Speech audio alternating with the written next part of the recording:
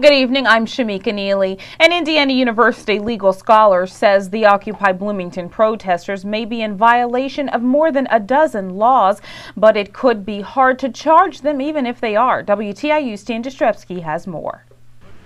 Bloomington city officials, including Mayor Mark Cruzan, admit police have been allowed to relax their enforcement of some laws, including those regarding trespassing on city property, loitering, and permitting of signs or protests. But IU distinguished law professor Fred Cate says the list of possible infractions is much longer. For instance, when local business owners complained of finding human waste in trash receptacles, it pointed to the likelihood the group's members had violated Indiana code regarding public indecency, public nudity, and public urination, as well as failing to secure proper sanitation facilities. Then there's the issue of damage to city property, Cate says.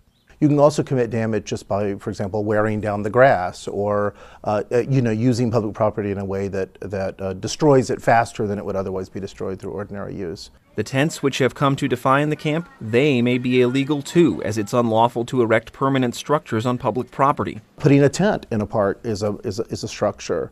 In one city, they said even if you had umbrellas just propped up but not being held by a person, that was a structure that violated the ordinances for the park. And what about protesters speaking out during a recent meeting of the Bloomington Metropolitan Planning Organization or during a speech on the IU campus by Senator Richard Lugar? The speech is protected under the First Amendment, Cate says, but when the speakers prevent someone else's free speech, they may be charged with disturbing the peace, disorderly conduct, or, if a group of 5 or more is found to be acting unlawfully, rioting. The group may also be cited for obstructing public walkways or for violating city sound ordinances.